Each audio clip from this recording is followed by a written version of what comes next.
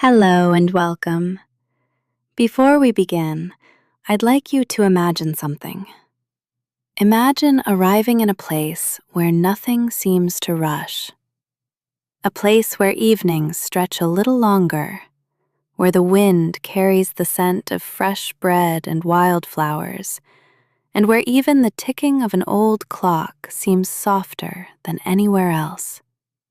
Imagine a house that has quietly watched the seasons come and go for longer than anyone can remember.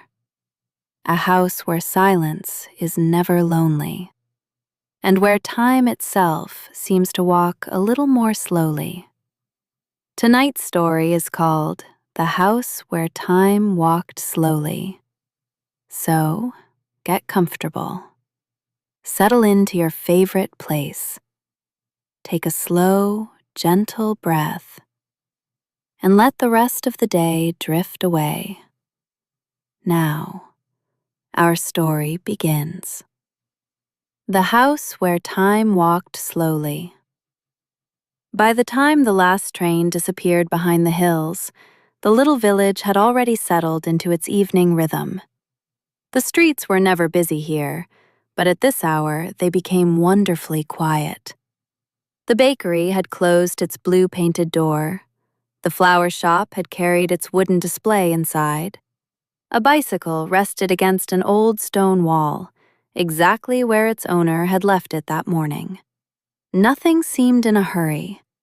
A cool breeze wandered through the narrow streets, carrying the scent of lavender, pine trees, and bread that had only recently come from the oven. At the very end of the village stood a small stone house with ivy climbing gently across its walls. The windows glowed with a soft amber light. Inside, everything felt warm. A kettle rested on the stove, quietly humming as the water slowly reached a boil. Nearby, a worn wooden table held an open book, a knitted blanket, and a small ceramic cup waiting patiently for tea. The house belonged to a woman named Clara. She had lived there for many years. No one could remember exactly how long, and somehow it didn't matter. Her days were simple.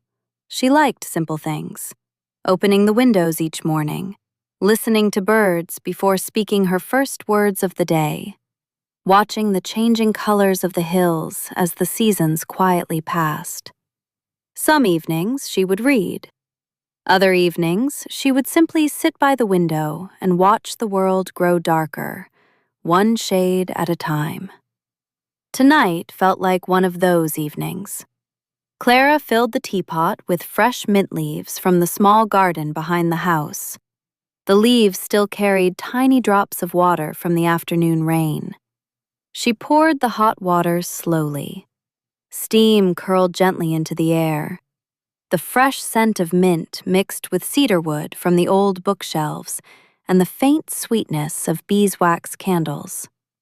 Outside, somewhere beyond the garden fence, a blackbird sang one last song before night settled across the valley. Clara wrapped both hands around the warm cup. She wasn't cold. She simply enjoyed the quiet comfort of holding something warm.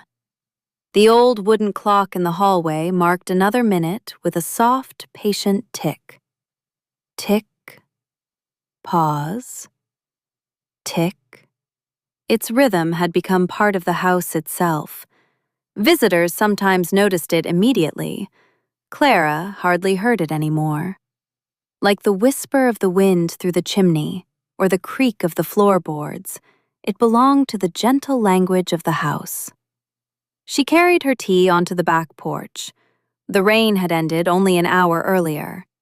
Every leaf shimmered beneath the fading light. The stone path through the garden reflected the evening sky in tiny puddles. Somewhere nearby, water continued to drip slowly from the branches of an old apple tree. One drop, then another, then silence. The valley below was wrapped in soft blue shadows.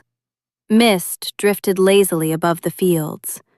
Far away, tiny lights appeared one after another in the windows of distant cottages. None of them seemed bright. They glowed gently, as though every family had agreed that evening should always arrive softly. Clara took a slow sip of her tea. Warmth spread through her hands before it reached the rest of her body. She smiled, not because anything remarkable had happened, but because nothing needed to happen at all. The evening was complete, exactly as it was. The breeze became quieter. The birds settled into the trees. Even the village cat, who often wandered between gardens, searching for comfortable places to sleep, curled into a patch of dry grass beneath a wooden bench. Everywhere, the world seemed to be choosing rest.